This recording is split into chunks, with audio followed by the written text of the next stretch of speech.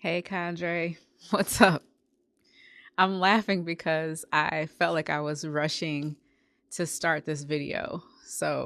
I'm I don't like to be strict about being on time, but I do think it's important to be on time and I don't want anyone to be waiting on me. So even though nobody's here right now, I'm here. So welcome to my coffee chat.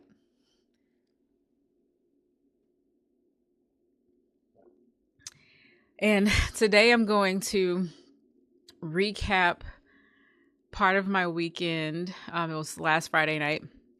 I got to speak to a room full of like really high speak wonder, really amazing women at this place called Women's Collective in my area. And it was hosted by two sisters, or sister-in-laws, that own businesses.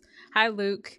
And they wanted to host opportunities for other women in the community to highlight their own businesses.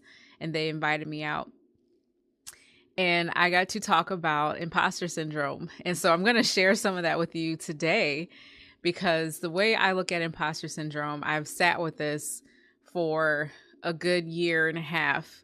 And I don't talk about it often, which is part of the imposter syndrome. We don't talk about what we're going through. But if you've ever, hi, Jules, if you've ever thought about imposter syndrome, like we hear it in social media and we see articles about it, and it's basically feeling like a fraud, like you're not qualified to do the things that you do, or you're not qualified to be in a position that you're in. And I think this applies not just in professional ways, but just in everyday life. Like sometimes I feel like a fraud being a mom, like I'm not the best mom, or I'm a fraud being a friend, or, whatever comes to mind. But the way that I started to think about imposter syndrome was really having a toxic relationship with yourself. That sounds bad, right? It sounds pretty harsh.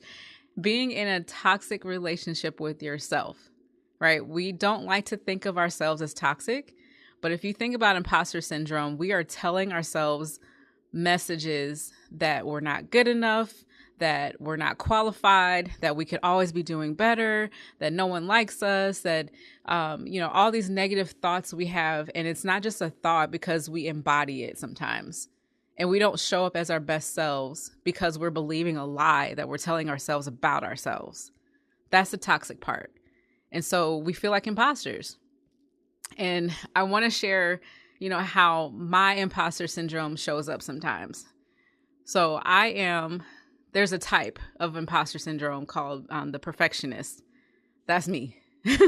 I don't like to see myself as a perfectionist, but it shows up in different ways where, for one, like I just said earlier, I like to show up on time. That's the perfectionist side of me because I don't want anyone to say anything negative about she was late or she's irresponsible or whatever, even if people are not even thinking that. But I don't want to perceive or be that way to others, right? My perfectionism shows up in my writing. I shared at the speaking engagement that, if I'm writing a discussion board, if you guys have been in college lately, there's these things called discussion boards where you have to write just a few sentences about whatever topic it is for the week. And the point of it is to share your insights, share your perspective on the topic, and then engage in conversation through messaging with your classmates. And I remember my first assignment in my PhD program, the discussion board post, 3 sentences took me 2 hours to write. It's ridiculous. The reason why is because I fell into this perfectionist side of myself, and I know where it comes from. When I look back in my childhood, my mom was always the one to tell me, you can do better. You can do better. Is that your best? Like making me question myself. Is that your best? Right? Can you do more?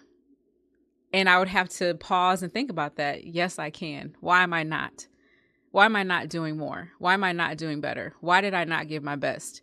And I internalized that over the years. And so now there are places that I show up where I question, did I give my best? That's where the imposter syndrome pops up for me. And that's toxic. There are years, and I remember probably in my 20s and early 30s, where my friends in my family and other people that knew me, they would tell me all the time, you're so great. You're so beautiful. You're so loving. You're so all these great things, right? And I would hear it and I would think they're lying. They're lying to me. They're just saying that. They're saying that to encourage me. They don't really believe that because I didn't believe it in myself. That's that toxic relationship I had with myself. There are messages I told myself, no one loves you. You don't even love yourself. And it was true. It was true until I worked on that. And so I want to challenge you all to think about that toxic message that you tell yourselves. You don't say it out loud. That's one thing that you have to realize. You're probably never going to say it to someone else. You just keep it in your mind. You keep it in your heart and it sticks with you and you hold on to that. And that's where that toxicity starts to stir because you're telling yourself something that's not the truth about who you are. So a challenge for you is to choose someone that you feel connected to, that you trust, that's going to tell you the truth. And I want you to share that message about yourself and say it to that other person. But say it to them as if you're telling them that that's what they are. So if you believe about yourself that no one likes you, say it to your partner. No one likes you. And then assess, how does that feel? So when I did this as an exercise it was the Powerhouse Women's Conference last year. And having to think about, we only had a few minutes, but I had to think about what is that negative message I tell myself about myself. And I was, even in my imposter syndrome, I skated over that. I was like, I don't say anything negative to myself. Nope, I think I'm great. But when I sat still for a minute, there was a negative message that came up, and then I had to say it to the person that was a stranger. I had to say it to them. And it hurt me to say it to somebody else, to say that message about myself to them, believing that it was about them.